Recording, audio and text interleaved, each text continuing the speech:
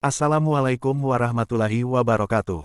Perkenalkan, nama saya Riono Asnan. Saya dari kelas akuntansi 22A. Dengan EPM 22.412.021. Di sini saya akan menjelaskan mengenai sebuah materi.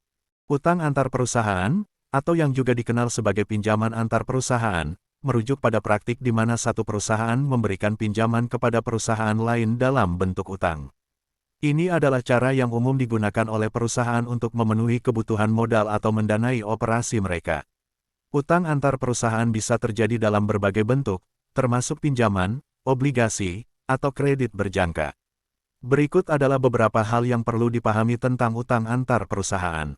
Tujuan, utang antar perusahaan bisa menjadi cara yang efektif bagi perusahaan yang memiliki kelebihan kas untuk menginvestasikan dan mendapatkan pengembalian yang lebih baik daripada menyimpan uang tersebut di bank. Di sisi lain, perusahaan yang membutuhkan modal tambahan untuk ekspansi, investasi, atau pengeluaran modal mungkin mengambil pinjaman dari perusahaan lain sebagai alternatif dari meminjam dari bank atau penerbitan obligasi. Karakteristik, utang antar perusahaan seringkali memiliki karakteristik yang berbeda dari utang yang diperoleh dari lembaga keuangan eksternal. Misalnya, mereka mungkin memiliki jangka waktu yang lebih fleksibel, suku bunga yang lebih rendah, atau persyaratan keamanan yang lebih sederhana. Keuntungan, pinjaman antar perusahaan bisa memberikan keuntungan bagi kedua belah pihak. Pemberi pinjaman bisa mendapatkan pengembalian yang lebih tinggi daripada investasi tradisional seperti deposito, sementara penerima pinjaman bisa mendapatkan akses ke modal dengan biaya yang lebih rendah daripada melalui lembaga keuangan. Risiko, meskipun utang antar perusahaan dapat memberikan manfaat, ada juga risiko yang terkait dengan praktik ini. Misalnya, jika perusahaan penerima pinjaman mengalami kesulitan keuangan atau gagal membayar kembali pinjaman, hal itu dapat berdampak negatif pada hubungan antara kedua perusahaan dan bahkan menyebabkan kerugian finansial. Regulasi, praktik utang antar perusahaan seringkali tunduk pada regulasi dan kepatuhan hukum tertentu.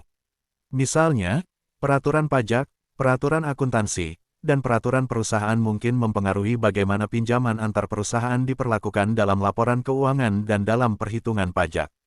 Ketika perusahaan memutuskan untuk menggunakan utang antar perusahaan sebagai sumber pendanaan, penting untuk melakukan analisis risiko yang cermat, menetapkan persyaratan yang jelas dalam perjanjian pinjaman, dan memastikan kepatuhan terhadap regulasi yang berlaku. Dengan pendekatan yang hati-hati, utang antar perusahaan dapat menjadi alat yang efektif untuk mendukung pertumbuhan dan keberlanjutan perusahaan. Utang perusahaan adalah kewajiban keuangan yang dimiliki oleh perusahaan kepada pihak lain, seperti bank, investor obligasi, atau pemasok. Utang ini dapat berasal dari berbagai sumber, termasuk pinjaman bank, obligasi korporasi, atau kredit dari pemasok. Sebagian besar perusahaan menggunakan utang sebagai salah satu cara untuk mendanai operasi mereka, memperluas bisnis, atau melakukan investasi dalam aset yang diperlukan. Namun, utang juga membawa risiko tertentu, seperti kewajiban bunga yang harus dibayarkan secara teratur dan keterbatasan likuiditas jika perusahaan mengalami kesulitan dalam memenuhi pembayaran utangnya. Oleh karena itu, manajemen utang yang bijaksana menjadi kunci dalam mengelola keuangan perusahaan, dengan mempertimbangkan tingkat bunga, jadwal pembayaran, dan kecukupan kas untuk membayar utang saat jatuh tempo.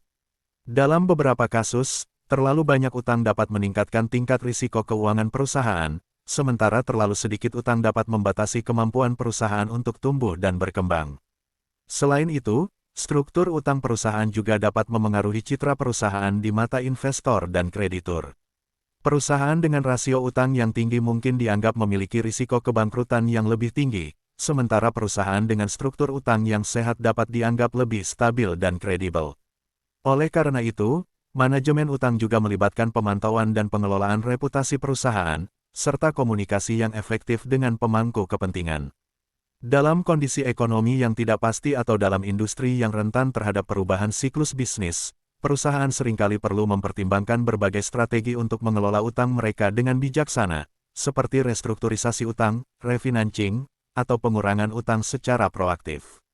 Dengan demikian, manajemen utang yang efektif tidak hanya penting untuk kelangsungan hidup perusahaan, tetapi juga untuk menjaga kepercayaan dan kestabilan perusahaan di pasar.